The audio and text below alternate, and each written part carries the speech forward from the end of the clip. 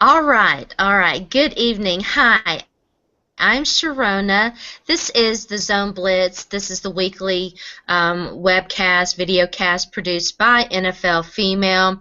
My co-host Sonja is on her way in. She's having some technical difficulties. It wouldn't be Zone Blitz if we didn't have a few glitches every now and then. I am the official fan reporter for the Tennessee Titans for NFL Female. I am joined by a very special guest. We're so happy and excited to have her. Her name is Brandi Winans, and she has an amazing story. I'm going to bring her in and let her say hello to everybody and tell you guys who she is. But I do want to be sure to mention that she is one of the driving forces behind the National Football Players Women's Association. So, Brandi, we're so happy to have you. Thanks for joining us. Thank you so much, Sharona, for having me on tonight. I'm very excited to be on the Blitz. Well, we are very excited to have you. I have had a chance to talk to you, so Sonja was very excited to talk to you as well. She just sent me another text. She's really trying hard to get in here. But we're going to go ahead and get started with our conversation because I do want everybody to have an opportunity to learn about you and get to know you. You have an amazing story. So why don't you tell everyone how you start at the beginning. How did you kind of become introduced to the National Football League and to the plight of its players? I was married to former NFL player Jeff Winans, and we were together off and on for about 34 years. And we met when Jeff was playing for the Tampa Bay Buccaneers. He was a USC guy with John McKay and ended up being the second-round draft pick to the Buffalo Bills in 1973, and a short stint with the Raiders, and Tampa Bay was putting this new team together, and he and Al Davis and John McKay did a little deal to bring him here. And then he finished with the Oakland Raiders in Super Bowl 15. So he played from 1973 professionally until 1981. And I met him in 1978 and 79. Kind of breezed by in 78, and then we really got more introduced in 1979.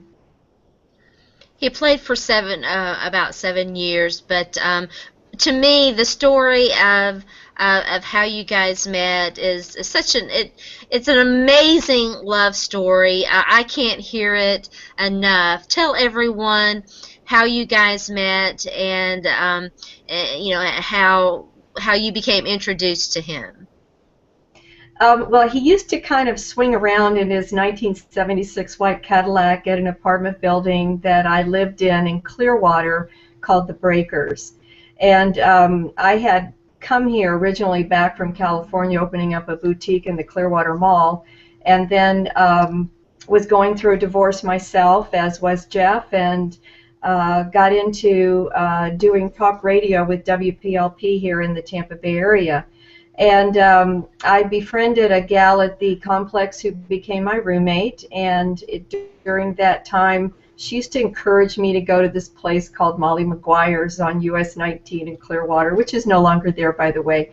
And it was kind of a teeny bopper place, and drinking age had been reduced at that time here to 18. And so one night about 8 o'clock, I said, "All right, Patty, let's go."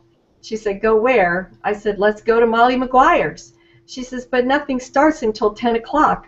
I said, "You've been begging me to go, let's go." So we went in to Molly's, and there was the bartender and a couple people down at the end of this huge bar, and there was Jeff sitting by himself, this gorgeous, just from the back of him, this beautiful Greek god curly hair, and he was in a tank top, and I knew from his body that he definitely was some sort of professional athlete. And when he turned around, when Patty went to introduce me, I recognized it was Jeff that used to swirl around into the breakers. He had friends that actually owned Molly Maguire's and had met them when they played for Buffalo. And he asked me out, and I turned him down, and then we started going back and forth through other friends of hanging out together, and eventually started dating. So it was a wonderful love story. He's a wonderful man.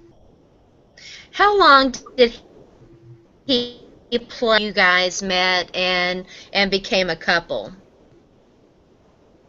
He only played for a couple of more years after we met. In fact, the year that we got together, he actually got waived from the Bucks. He had broken his foot and was in a cast, and they had wanted him to go play on an exhibition game, and he refused along with his doctor, and he ended up getting waived and sat out that year, and then got back with the Raiders in the '80 season. So we were now I know wife, or girlfriend at that time. Go ahead. I was only really a girlfriend while he was playing for a couple of years, but have followed sports my whole life. And I'd actually been dating another player when I met Jeff, so from the Bucks. All right. Well, I did not know that. That's another interesting.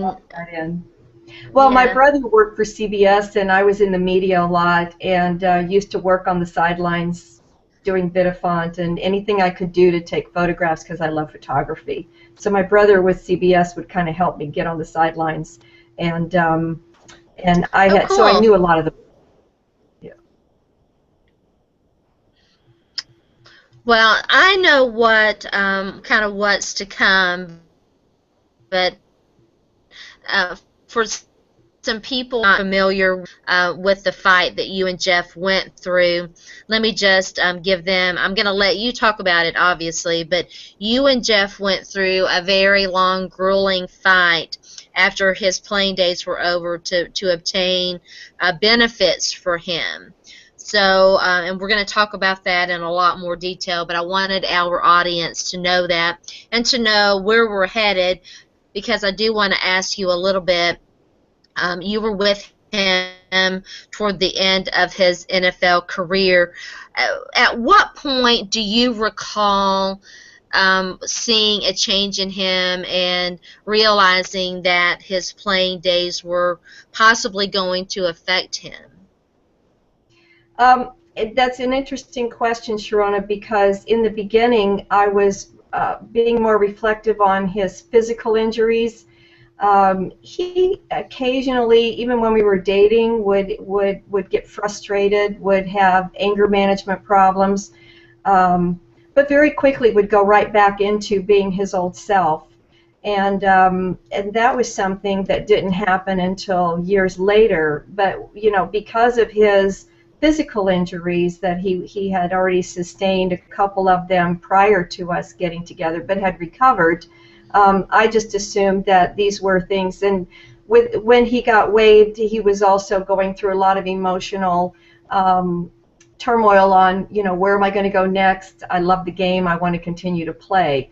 So, but I was recognizing things even at that time about his ability to kind of just jump off the edge a little bit at times, and then always apologize, though, Yeah.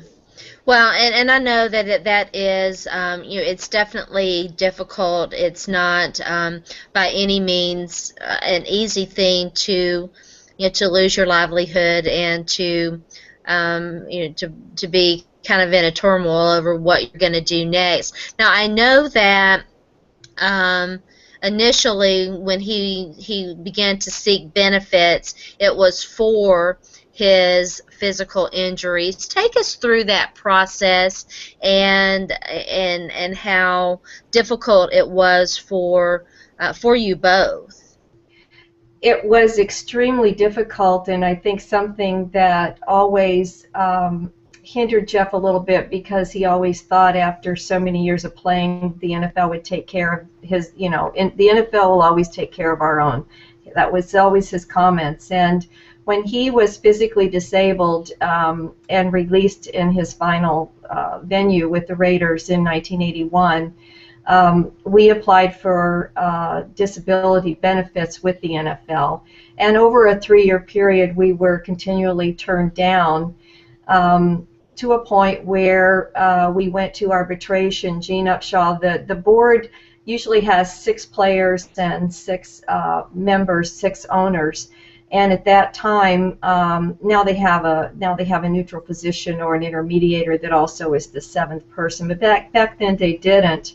And they decided, because I had been applying for so many times, to just go ahead and send him to arbitration. And at that time, we had been given another attorney in Oakland who actually, we found out later, had applied wrong for all of our stuff, that had been appointed by our players' union. And later on down the road, when we were given Alan Page, who was a former player and was within a law firm, an attorney at that time with Lindquist and Benham in Minnesota. Alan came in and took our case on the arbitration side, of which we actually won in 1984, in July of '84. And we were ecstatic. We knew that he was disabled, and we knew that if we went to arbitration, that if we were turned down, we couldn't apply anymore. But we knew that he was physically injured. And what were his physical disabilities for our watchers out there? What were his physical issues at that particular point in time? He had degenerative disc disease in his upper neck all the way through his lower spine. He had herniations. He had several different torn ACLs, torn MCLs, torn patellas. He had broken his foot. He'd had crushed ankles, various little broken fingers and toes that you don't even think about. And usually at an NFL neutral physician report, they only focus on your back, your neck, your knees, and your ankles. So nothing was ever determined, even though he would complain about massive headaches. Nothing was ever looked at on the brain side at all. So basically, we were always looking at his physical injuries. Right. We didn't know any different. Yeah. I mean, at that point, nobody really knew, right? Although I think now we know that the NFL might have known. There was some indication that they were starting to become aware, but really weren't sharing that information. Yes, and I think on the NFL's behalf at that time, I mean, it had been known since the 20s and 30s about these type of head injuries. However, no one had ever really looked at the NFL at having those type of head injuries, and it really wasn't until 1994 when it was actually brought to the NFL's light, and it was kind of pushed under the rug, so to speak, and there was really no proof of anything, and so it was kind of just tabled at that time. Yeah. I know that Jeff was, and you were with him and helped him with this. He was one of the first ones to donate his brain for this research. Tell us, he ultimately did finally get his disability for physical injuries, but that became a process. And so take us from that point on, take us through that journey to when you finally began to realize that there was something going on here. Okay. We ended up fighting 16 years to get Jeff's disability pension. In July of '84, he won an arbitration for total and permanent. In November of '84, we were moving from one house to another, and I used to do target shooting, and he had wanted this .357 Derringer, and we purchased it. And I traveled a lot. At that point in time, the last few years, I had been the sole support of the family, and my job required me to travel several weeks out of the month.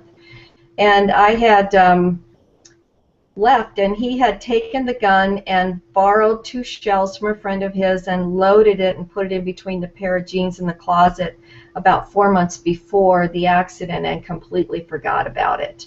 And so at that point in time, he ended up grabbing the jeans out of the closet and getting down into the entryway, and the gun fell out of the jeans and discharged, hit him just below the right leg. It was an armor-piercing bullet, unfortunately, and took the leg out. So when the ambulance came, and by the time he got to the hospital, he'd almost completely bled out. But we were blessed so beautifully because he was able to be saved by a local microvascular doctor who happened to have written and partnered with a Dr. Harry Bunke in San Francisco on microvascular surgeries from Vietnam. So, you know, God works in mysterious ways, and 3 days later we found out I was pregnant with our only son. So the blessing.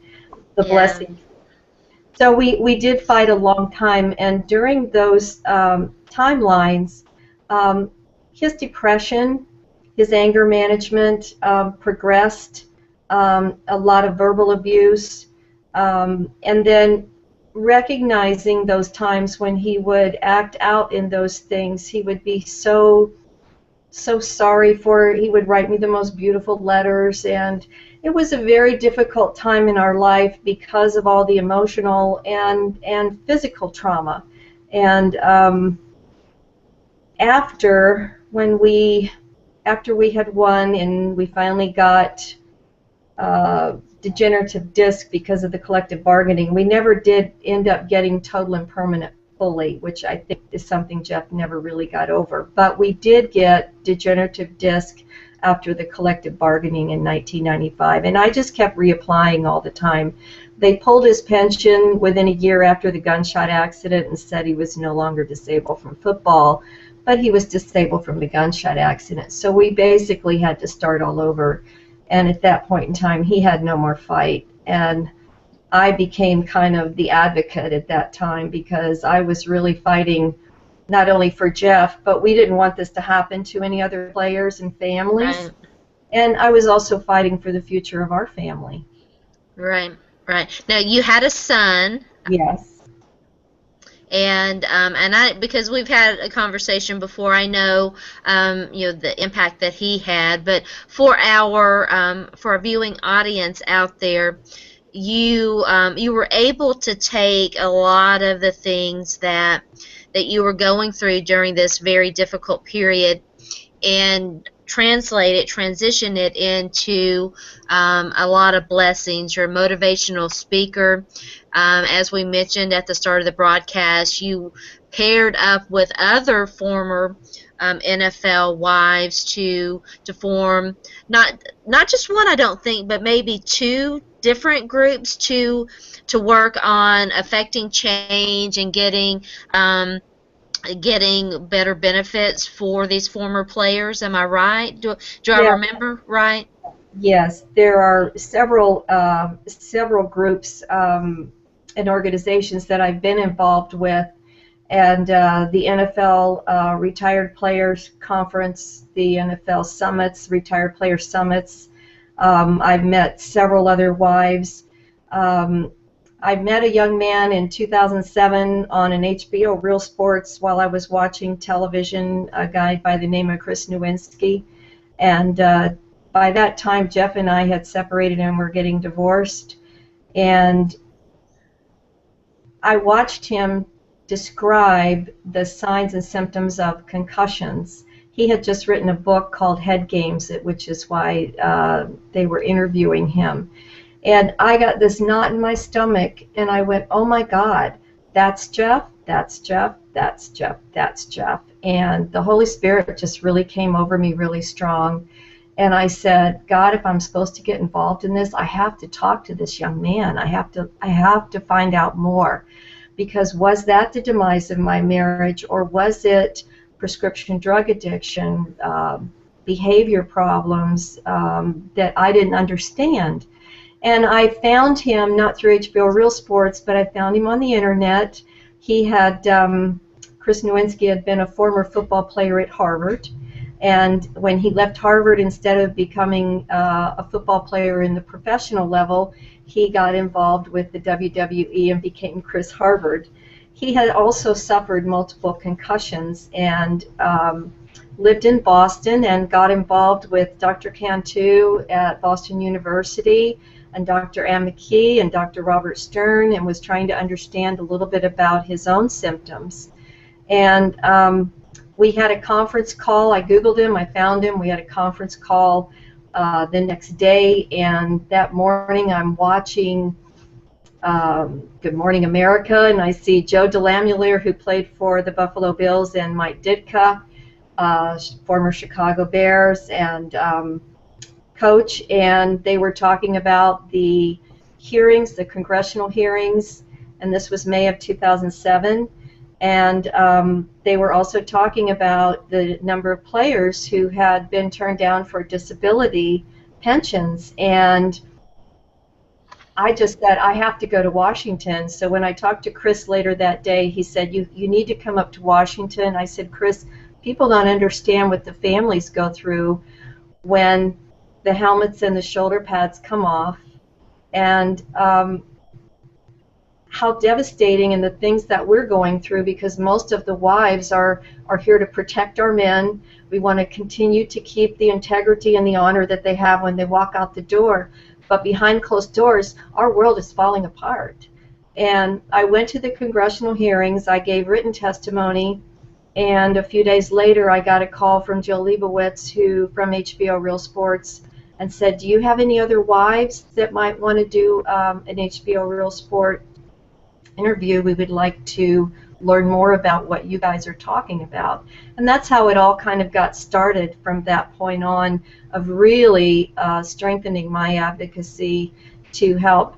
I had no idea at the Ditka press conference, watching Sandy Unitas talk, watching Mike Mosley, Joe DeLamielleure, Mercury Morris, Brian and Autumn DeMarco, Brent and Gina Boyd, and the list goes on and on and on about how these players were all being told that they could do sedentary work.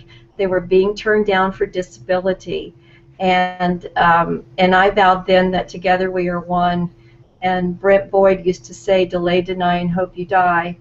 A lot has changed since then, and it's getting much better. But there's still a lot of players today who are fighting for their disability pensions and are being turned down. Yeah, and you and a lot of other people have been very instrumental in bringing about this change, but it's been a slow process. For you guys, I mean, Jeff had already been determined to be deemed to be disabled by one panel, and then he had this gunshot wound, and the NFL used that to to kind of rescind all that. It really, I mean, it just is amazing to me that a sport that has been built on the hard work and the dedication from these former players took so long for them to to do the right thing. It is, and the amount of income from a lot of these players, especially the pre-93ers, who weren't making $1 million signing bonuses, who didn't have medical when they left, didn't have annuity programs, weren't starting off salaries of $300,000 to $600,000 a year. Jeff started playing with Buffalo for $25,000 a year. We had other players like Wayne Hawkins, I think, who was one of the first Oakland Raiders, and he started out making $6,000 a year. Yet his disability, his NFL pension when he turned 65 was only $206 a month. And they have made a lot of wonderful changes since 2007. We've been on a fight, and they're starting to listen now. The Players Association, the Players Unions. I was just at the NFLPA former players convention in Orlando a few weeks ago, and I sat in on the general sessions as well as got involved with my other partner, Irene Pridgeton, with our National Football Players Women's Association, and sat in on the general sessions, and we're seeing so many progressive changes that are happening now. Andre Collins is executive director now for Players After Football. They've put together an organization called The Trust in the Locker Room, and they are really doing a lot more medical screenings now, but we still have so much more to go, but we have made so much headway. And I have to say it's been because of people like Alan Schwartz with the New York Times, Sylvia Mackey, our co-founder of National Football Players Women's Association, who worked so hard with her husband, John Mackey, and Gene Upshaw at that time to get the Mackey Plan 88, the 88 plan, put together for the players who had been already diagnosed with dementia and Alzheimer's. And so we have come so far, and we do have so much further to go. But I feel so much more confident in the progression that's happening now than it was back then. Dwight Harrison recently played 10 years in the NFL and was getting a small pension every month, disability pension, and requested to get a higher pension, and he ended up getting his whole pension taken away. So he's trying to refight. Mike Mosley had a degenerative disc pension, and he had it for about 5 years, and he kept, every year you have to go back to another neutral physician each year to get reinstated. So once you get that accreditation, so to speak, of being disabled, every year they will send you back to another neutral physician to that. And we've had so many other players, several others that I won't mention everybody, but who have been deemed disabled like we were and then had the pension taken away. And it is emotionally and physically devastating to have that happen when you are relying on that to support your family.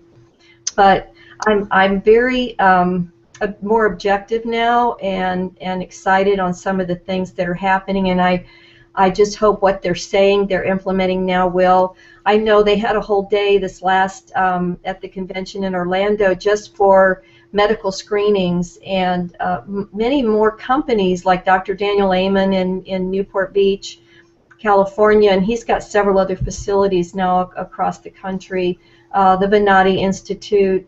They are opening up their doors to help other players. So I want to talk a little bit more about some of the measures that are going on, but I want everyone to know, well, a few things. First of all, did Jeff ever regret playing in the National Football League? Did he ever regret playing football?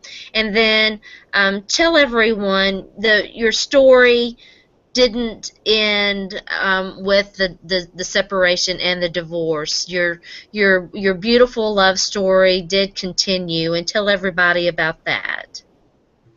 Thank you. Well, during all this time, I had tried to get Jeff to write a book called The Flip Side of Glory, and it was very emotional for him to do, and he just gave up on it. And when we separated October of 2005, the following year, I decided that I would try to go ahead and write the book. I had all the documentation of our medical records. We had also been with several different attorney firms and different things, so I had all the records and the timelines. And I thought, after going to, I wrote the first manuscript, and then I went to the NFL congressional hearings with Ditka at the press conference as well before the hearings. And after dealing and meeting so many other wives and holding hands and crying and sharing some of our stories, I decided to go back and rewrite the whole book. And I knew that I had to include some of these wives and families that I had met. And our love story, I called Jeff. We had continued to be good friends because of Travis. The first couple of years were very bumpy when he decided to make the move back to California and file for divorce, because that was another part of his memory he forgot. We weren't going to file for divorce. But at that time, I called him and I said, "Honey, how many concussions do you think you had?" And I had told him about what had happened, and I'd rewrote the book, and I sent him a copy of it because I would not publish anything without his permission. And he read the book, and he called me back, and I said, I read the book. And I said, and what'd you think? He goes, and he got emotional, and he said, I cried through most of the first half. And I said, and? He said, I don't like the second half. It doesn't portray me very well.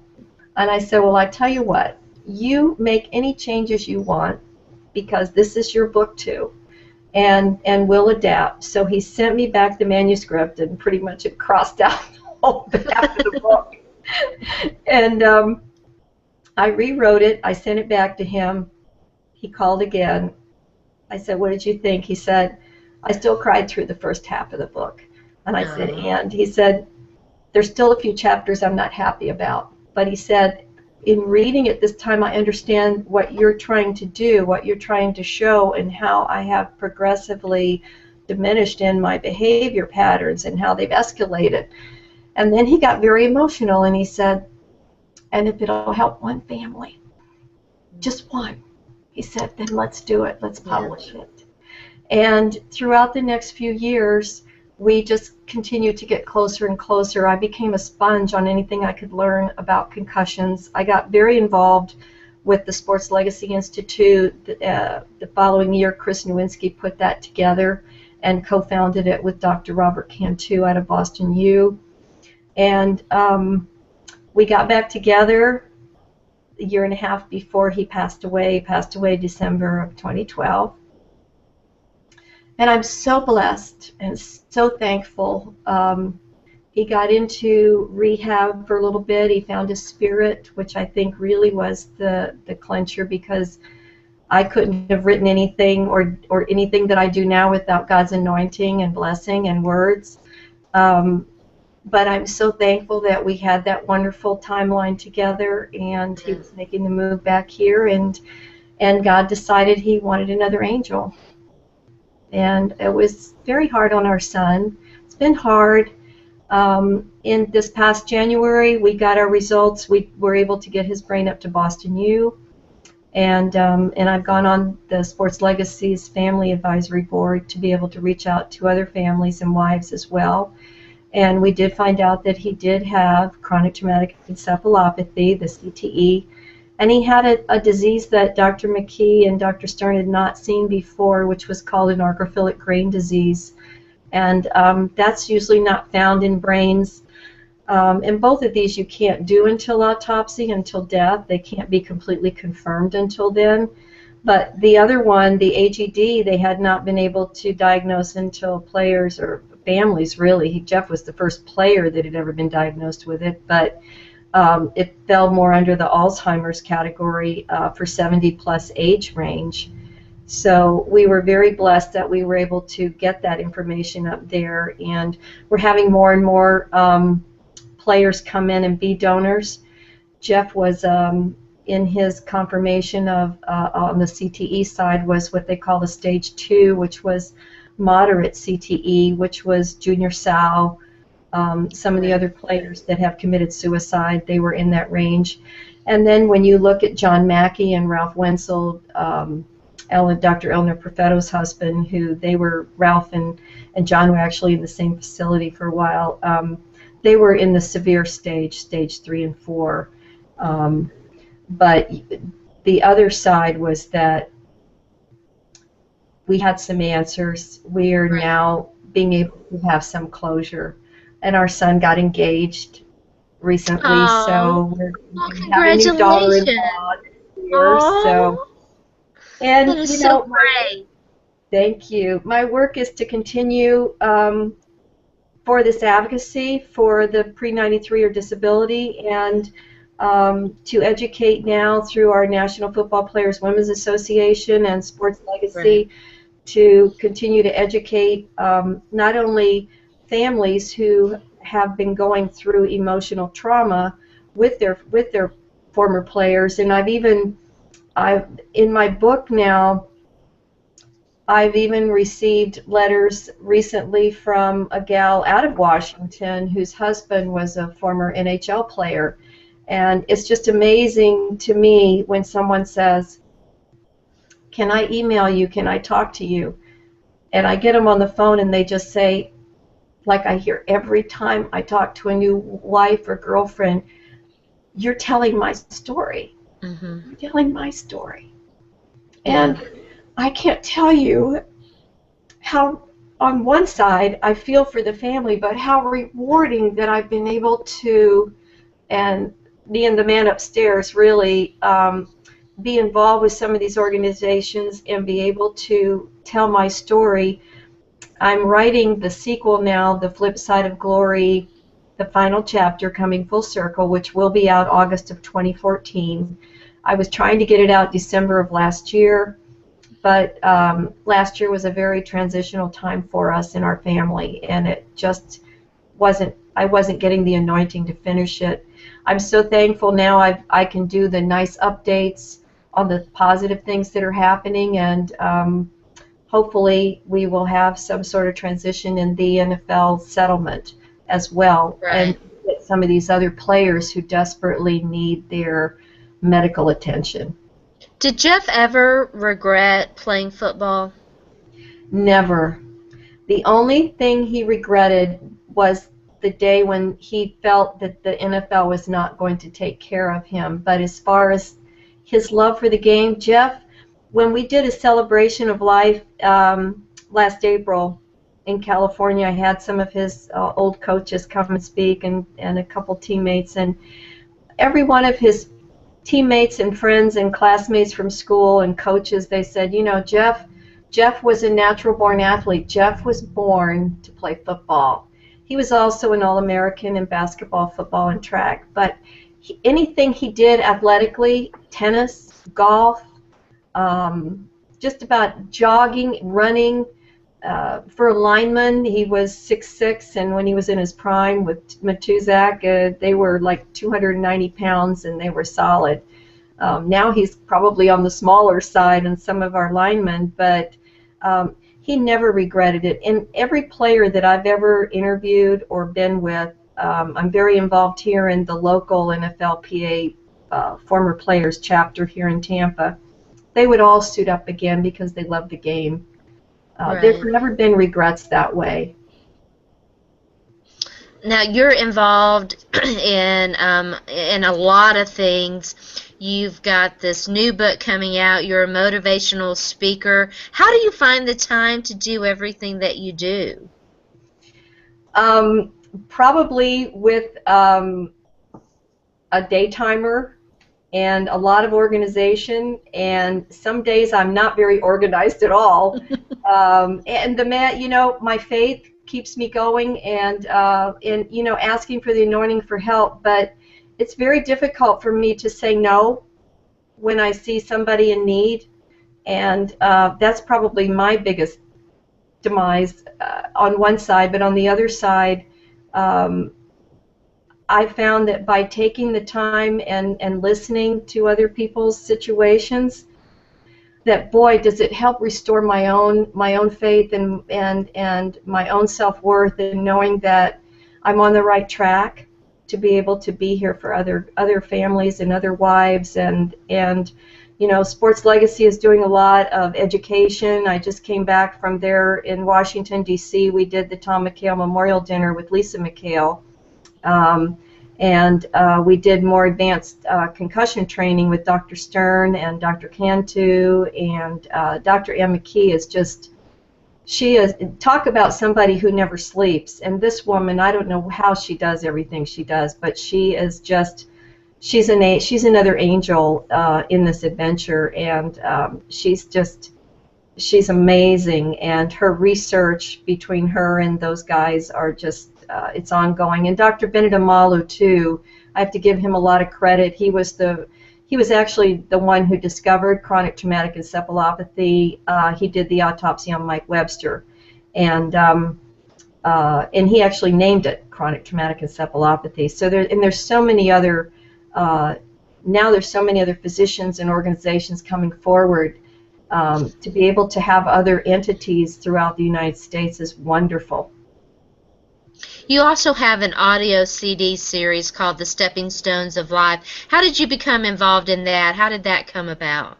That really was attributing to my son Travis when he was going into ninth grade into high school, and I went in to speak with the dean there to find out what type of life skill programs that they were offering.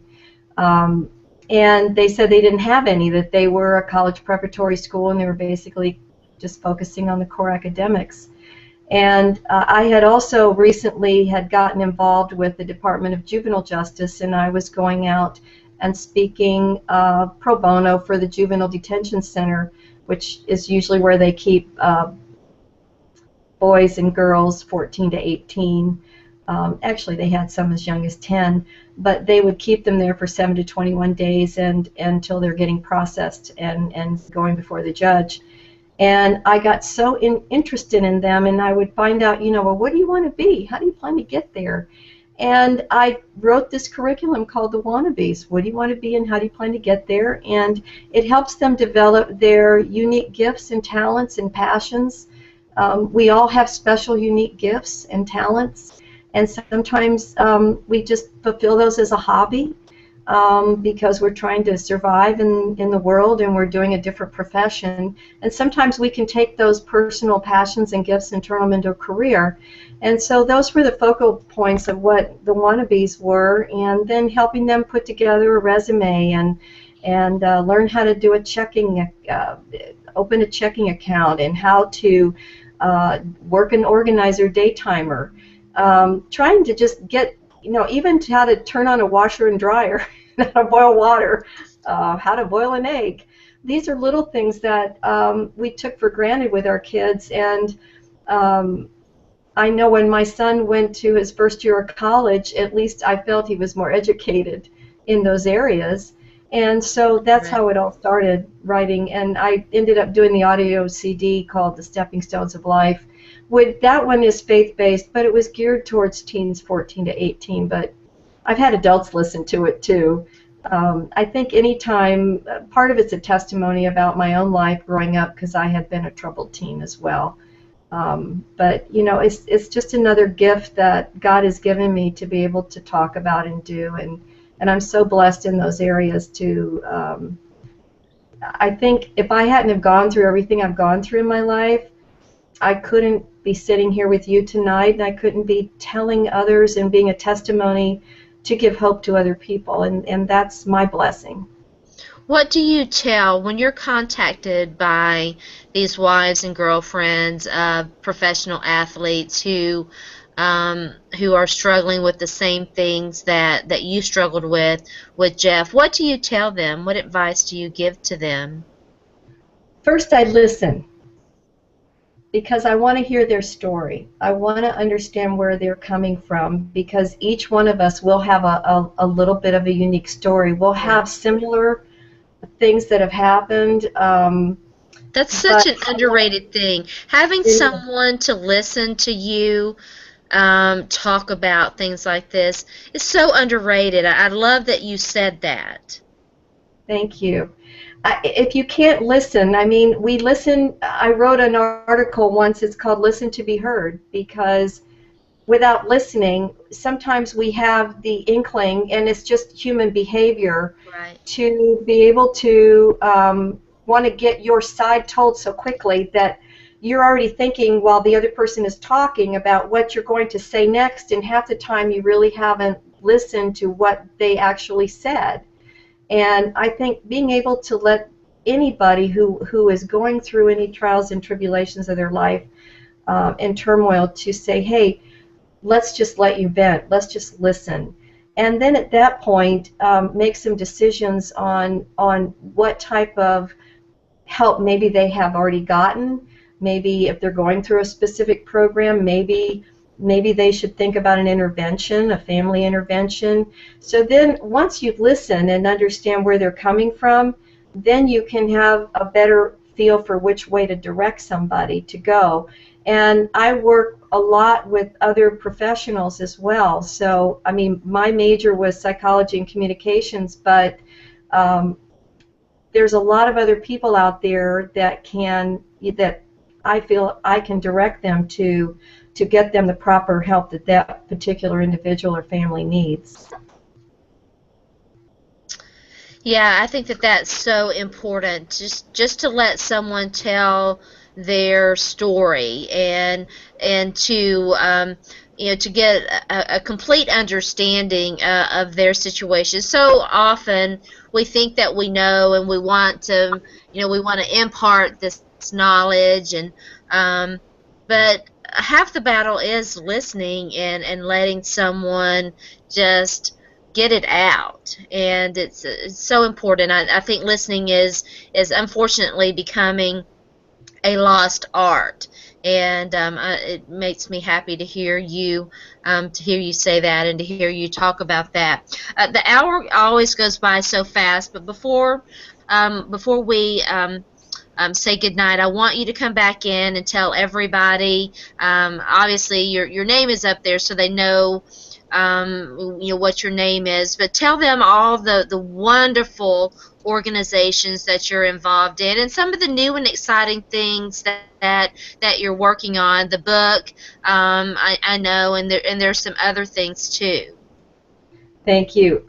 Well, the first organization that we already spoke of is the National Football Players Women's Association, and that was actually co-founded by Sylvia Mackey and Irene Pridgeton. It was co-founded in 2011, and I came aboard about 6 months ago as a board advisor and speaker for the organization. We are working right now to put some things in place here in Tampa. We're even thinking about possibly putting together a pilot, which I really can't talk about right now, but could help. Once we get this underway, then we are looking to possibly maybe get it into some of the other NFL families and chapters throughout the United States. But it could be something that could be there to help families. I have been wanting to put together a national directory and get wives and other family members involved in each chapter, so that when there is when there's a problem, I can direct them to a local family in that area or local professionals in those areas immediately. The Players Association has, in the player engagement, they have 800 numbers, but a lot of times you're not able to actually talk to somebody who's actually been through something we're a family, we're an NFL family or a sports family if it's hockey or soccer or whatever. So my goal right now is to try to put this national directory together as well. With the Family Advisory Board with Sports Legacy Institute, that's another avenue. SportsLegacyInstitute.org. If you scroll down to the legacy donor icon, you can actually pull up Jeff Winans, and you can pull up other families.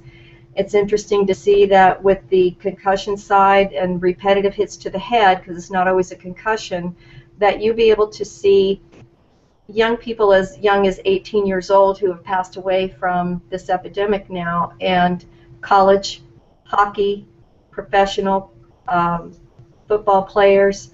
So it's an interesting scenario of men and women and young people.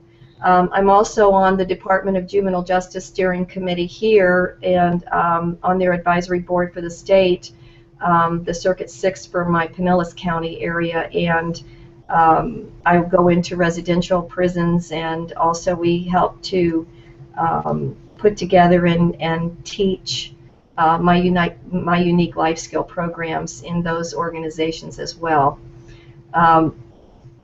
I can't thank you enough for having me on tonight. You can go to brandiwinans.com, www.brandiwinans.com. That's kind of my umbrella website where you can go into the different things that I'm doing with our foundation, Day for Our Children, which was founded by Jeff. So I'm president of Day for Our Children as well, and we work with on the educational side of that for our wannabe outreach programs. And the sportslegacy.org and the National Football Players Women's Association is nfpwa.com. So they're easy, and all those links are under the umbrella of brandywinans.com. You can get a link over to my book. It's on Amazon. and Kindle and on Nook as well. And if you need me to come speak at your organizations, I do faith-based or secular, and I've written some other curriculum as well. I try to customize my speaking things to whatever your needs are.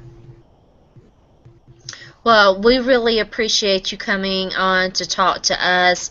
Your story is amazing. You are so incredibly inspiring. We hope that you will come back and you'll keep us updated on what's going on with you. Your book's coming out very soon, the update to the original. And so when that comes out, we hope that you'll come back and talk about it and talk about the amazing things that you're continuing to do. I'll be tweeting out a link not only to Brandi's Twitter but to her website so that you can get all the information that you need.